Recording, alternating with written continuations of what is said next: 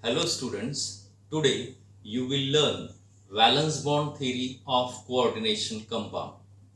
According to valence bond theory, a bond is formed by overlapping of atomic orbitals. In complex, vacant orbital of metal overlap with filled orbital of ligand that results in the formation of coordinate bond. See the diagrammatic representation. In this diagrammatic representation, you can see that vacant orbital of metal overlap with filled orbital of ligand and that results in the formation of coordinate bond. Metal ion or metal atom in a complex provides definite number of vacant orbitals for the formation of coordinate bond with ligand. When metal form coordinate bond with ligand, it provides definite number of vacant orbital. Suppose this is general metal M and these are atomic orbitals of metal.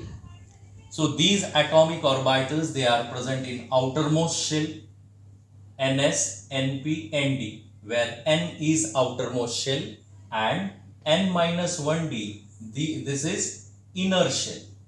These d orbitals they are of inner shell. So vacant, definite number of vacant orbital undergo hybridization to form equivalent orbital. During hybridization, metal may use N-1d or Nd orbital. During hybridization, metal may use N-1d or Nd orbital. So metal may use N-1d, NsNp or NsNp-Nd orbitals, where N-1d is known as inner d orbital and Nd means outer d orbital. If N-1d orbital, if metal use N-N1d orbital, so that complex is known as inner orbital complex. Inner orbital complex is also known as low spin complex. Inner orbital complex or low spin complex is formed in presence of strong field ligand.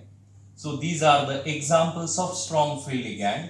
According to valence bond theory, NH3 and Cn minus, when these strong ligands approaches to metal, so in presence of strong ligand, so there is formation of inner orbital or low spin complex. If Nd orbital is used for hybridization, in that case the complex is known as outer orbital complex or it is also known as high spin complex. Outer orbital complex or high spin complex is formed in presence of weak field ligands like Cl minus and F minus. So outer orbital complex or high spin complex are formed in presence of weak field ligands like Cl minus and F minus. Spin pairing, in presence of strong ligand, unpaired undergoes unpaired electrons gets paired up. This phenomenon is known as spin pairing. Consider this is general metal M and these are 5 unpaired electrons of metal. In presence of strong field ligand, these 5 electrons paired up like this.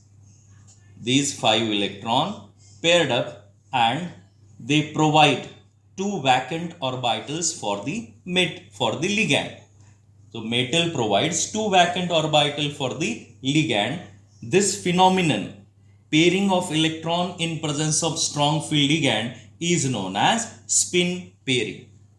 Then geometry of complex. Geometry of complex depends upon type of hybridization.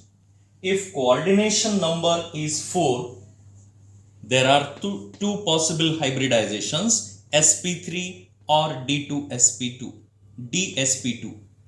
If hybridization is sp3, geometry of complex is tetrahedral, and if it is dsp2, geometry of complex will be square planar. If coordination number of complex metal in a complex is 6, in that case there are two possible hybridizations, D2sp3 or sp3d2. In both cases, geometry of complex will be same, that is octahedral. And magnetic properties, according to valence bond theory, if complex contain one or more unpaired electron, that complex is said to be paramagnetic. And if complex contain zero number of unpaired electron or all paired electron, the complex is said to be diamagnetic. So these are important points of valence bond theory.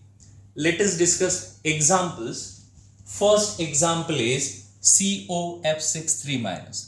In this complex, central atom is cobalt. Cobalt oxidation state of cobalt in this complex is +3.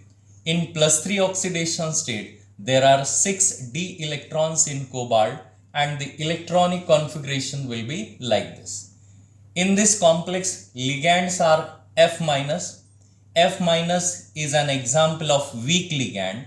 In presence of weak ligand, cobalt provide outer d orbital for hybridization. As there are 6 F-, so cobalt provide 6 atomic orbital, 1s, 3p and 2d. So these 6 atomic orbitals undergo sp3d2 hybridization. As outer d orbitals participate in hybridization, it is known as sp3d2. After hybridization, there is formation of 6 equivalent orbital. 6 F- ligand occupy their low electron pairs in the 6 vacant hybrid orbital, and this will be the final configuration of the complex. In this complex, in this configuration, you can see that there are 1, 2, 3 and 4 unpaired electrons are there. As hybridization is sp3d2, this complex is known as outer orbital complex. Outer orbital complex is also known as high spin complex, and as there are 4 unpaired electron, complex will be paramagnetic. Then second example is CONH3 6 times 3 plus. In this complex, central metal atom is same, cobalt 3 plus. It is in +3 oxidation state. In +3 oxidation state, there are 6 electrons in 3d orbital and remaining orbitals are vacant. In second complex, ligands are NH3. NH3 is an example of strong ligand, and in presence of strong ligand, spin pairing takes place. Due to spin pairing, the unpaired electrons get paired up and cobalt provide inner 2d orbital for hybridization. So inner 2d, 1s and 3p, these orbitals undergo D2sp3 hybridization, there is formation of 6 new equivalent orbital. 6 NH3 ligand occupy their lone pairs in vacant hybrid orbitals, and the configuration of complex becomes like this. As inner 2d orbitals are used for hybridization, this complex is known as inner orbital complex. Inner orbital complex are also known as low spin complex. From configuration, you can see that number of unpaired electrons are 0. Hence, this complex acts as a diamagnetic. The nature of this complex is diamagnetic. So then third and fourth example, we will compare these two examples. In third example, NiCl4 2-, and fourth example, NiCN6Cn, it should be 4. Is 4 2-. The formula of these two complexes is similar. Central metal atom is similar. They differ only in ligands. In first case, ligand is Cl-. In second case, ligand is Cn-. Cl- is weak ligand, Cn- is a strong ligand. In both cases, oxidation state of nickel is +2. In +2 oxidation state, there are 8 electrons in d orbital. In both cases, number of 8 electrons are same, only the difference is in presence of Cl minus spin pairing does not take place. On the other hand, in presence of Cn minus ligand, spin pairing takes place. Due to spin pairing, the second complex, in second case nickel provide inner d orbital for hybridization. As there are 4 ligand, only 4 atomic orbital take part in hybridization, 1d, 1s and 2p. In second case hybridization is dsp2. On the other hand, in first case outer s and 3p atomic orbital take part in hybridization. Hybridization is sp3. So in NiCl4 2-, as hybridization is sp3, geometry of the complex is tetrahedral. In second case, hybridization is dsp2, therefore geometry of complex is square planar. And when we compare magnetic properties, in first complex there are 2 unpaired electron, hence this complex is paramagnetic. In second complex, from configuration you can see that number of unpaired electrons are 0, hence it is diamagnetic complex.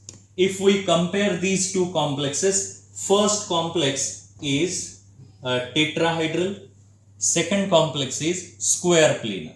First complex is paramagnetic, second complex is diamagnetic. In first complex, hybridization is sp3 and in second case it is dsp2. In this way, on the basis of valence bond theory, we can explain structure and properties of complexes. So let us discuss the magnetic properties in detail. In this section, we will focus upon magnetic properties of octahedral complexes. In octahedral complexes, hybridization will be either d2sp3 or sp3d2. In octahedral complexes, 2d orbital take part in hybridization. Either inner d orbital or outer d orbital take part in hybridization. So let us take this example, d1, d2, d3. Up to d1, d2 and d3 system, these are the examples. In Ti3+, number of d electron is 1, vanadium 3+2 and Cr3+ contain 3d electron. Up to d3 system, so there is only one possibility, the complex will be paramagnetic.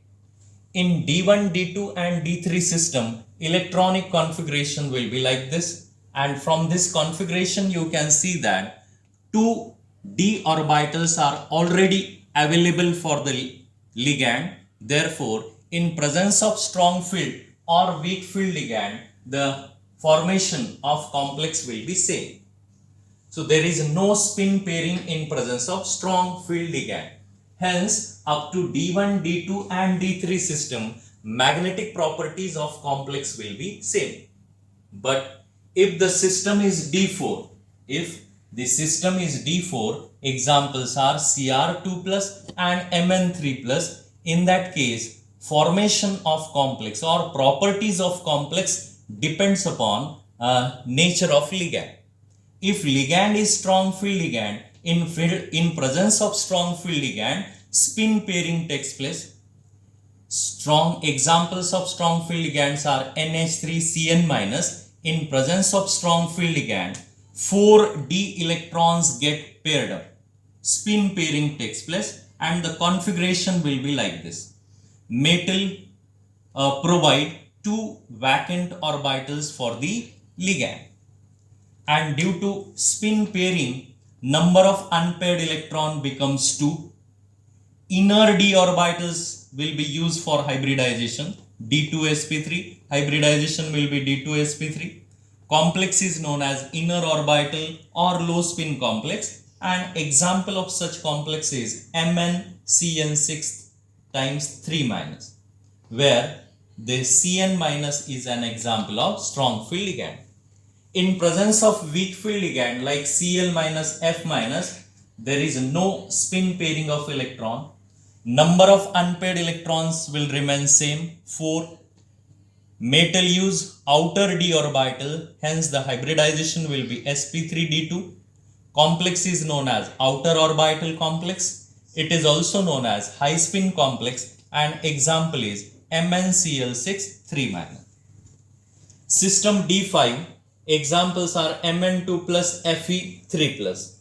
If the system is D5, nature of complex, magnetic properties of complex depends upon nature of ligand. If ligand is strong field ligand, due to spin pairing, number of electrons becomes like this. Unpaired electrons will be 1, and in case of weak field ligand, number of unpaired electrons remains same, 5. So in strong field ligand, complex will be low spin complex or inner orbital complex, and example is FeCN6 3-. In second case, the example is FeF6 3-. You can see that in second example, ligand F- is weak field ligand, and in first case ligand is strong field ligand. It is strong field ligand. The magnetic moment of these complexes can be calculated by using the term magnetic moment. In first complex, we will get magnetic moment due to one unpaired electron, and in second case, we will get magnetic moment due to 5 unpaired electron. So this is difference between these two complexes. So let us take the last example, system D6. Examples are Fe2 plus and CO3 plus.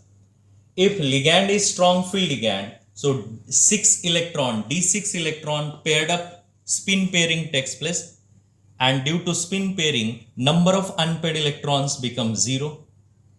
In second case, in case of weak field ligand, so these 6 d electrons remain like this. Number of unpaired electrons are 4. In first case, as number of unpaired electrons 0, this complex is known as diamagnetic, and second complex is known as paramagnetic. We will get magnetic moment of this complex due to presence of 4 unpaired electrons. The example of diamagnetic complex is COC2O4 3-, and the example of paramagnetic complex is COF6 3-. In first complex C2O4 2-, this is strong field ligand, and in second case F- is weak field ligand. So these are the examples of magnetic properties. So let us discuss limitations of valence bond theory. Valence bond theory, first limitation of valence bond theory is, in this theory it involves more number of assumptions.